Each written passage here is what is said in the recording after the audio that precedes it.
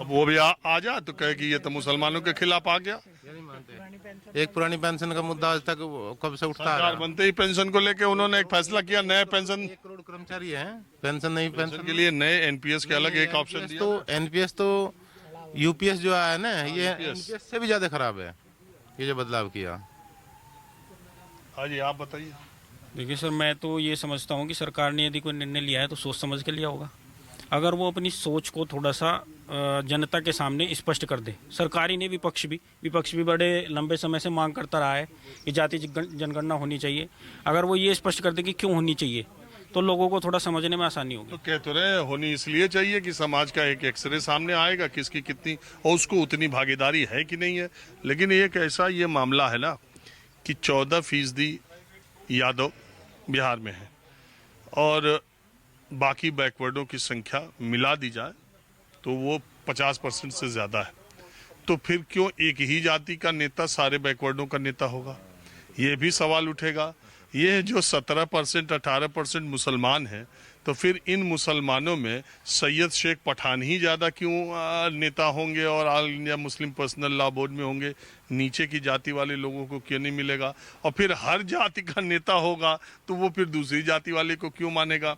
क्यों?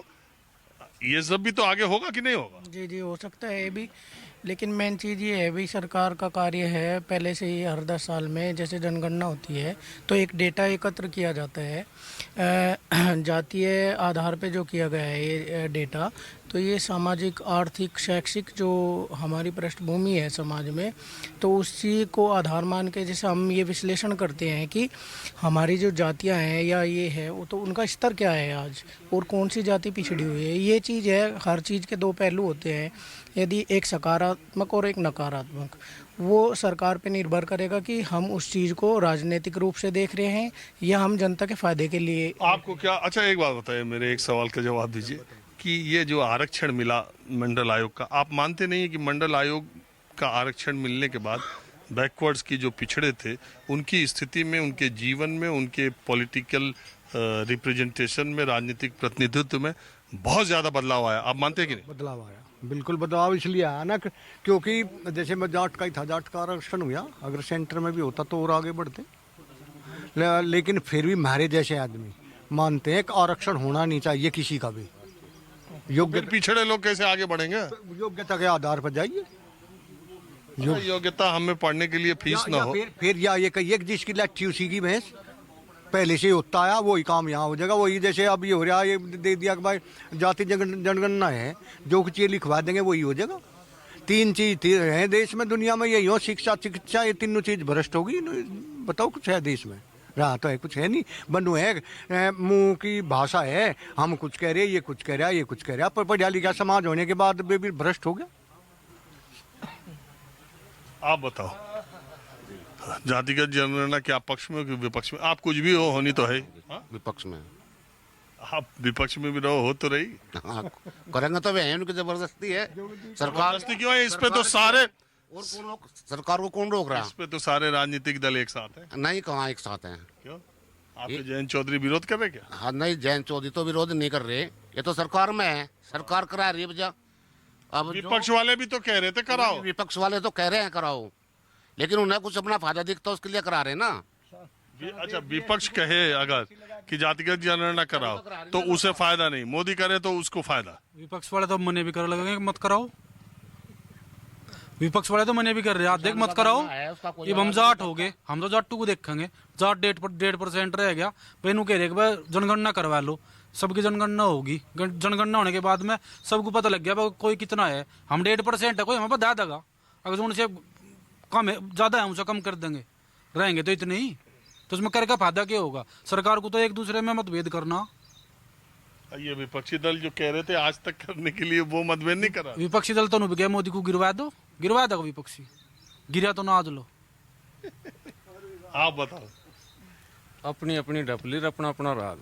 हर कोई, जैसे हमारा काम जो है किसानी का है, आपका काम जो है आम जन की आवाज़ सरकार तक पहुंचाने का है, सरकार की आवाज़ आम जन तक पहुंचाने का है। तो ये तो सब दुकानदारी है जी। अब नेता है, नेताओं की दुकानदारी है, एक बार जो है सब अपने फायदे के सोचेंगे, जिसको जितनी जो है इसको जो है जाति में बांटेंगे, उसके बाद में फिर जो है अपना उसी हिसाब से इनकी नेतागिरी चालू हो जाएगी। दुकानदारी तो है सबकी। अब लास्ट आप बच गए, मैंने सबसे बात कर ली, अंतिम आप बताएं। हाँ,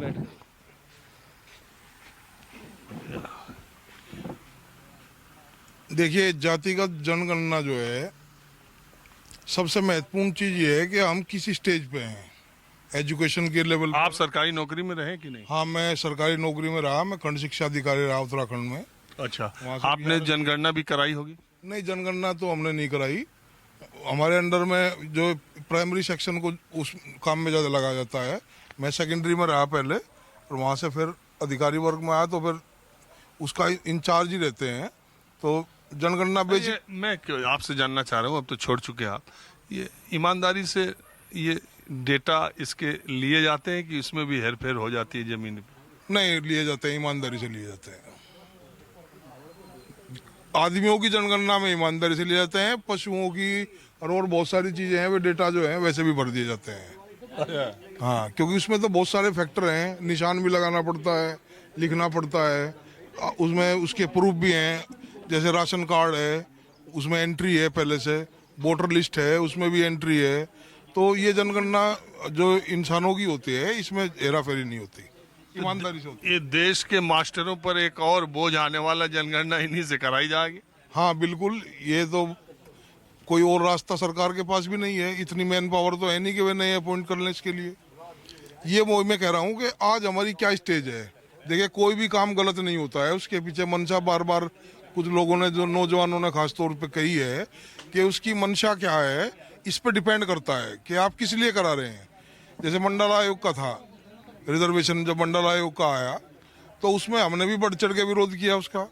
उसके बाद में हमें जाटों को आरक्षण दिया गया यूपी में, तो उसके फायदे का पता लगा।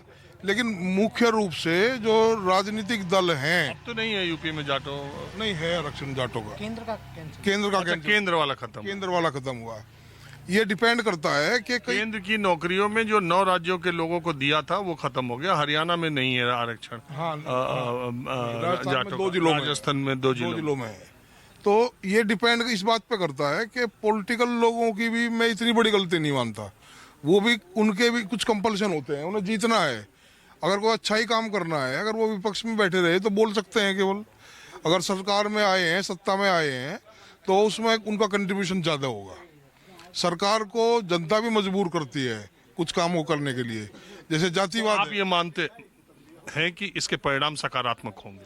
हाँ, अगर ये ठीक तरीके से लागू हुआ, और अभी मैं पूरा ड्राफ्ट इसका पढ़ा नहीं है, पढ़ने के बाद बता सकता हूँ, लेकिन इसको अच्छा मानने के बाद ही डेटा हमारा देश की जो डेमोग्राफी टोपोग्राफी है उसके हिसाब से, कोई हम यूरोपियन कंट्री की तरह से तो है नहीं कि एक ही रेश है, एक ही जाति है, अलग अलग तरह के लोग हैं। यहाँ बहुत पुरानी व्यवस्था है जातियों की, सबसे पुरानी व्यवस्था है पूरे विश्व की अगर हम बात करें, तो यही है भी। और वो अभी तक है। अब देख रहे होंगे आप भी कि इंटरकास्ट मैरिज बहुत ज़्यादा हो रही हैं।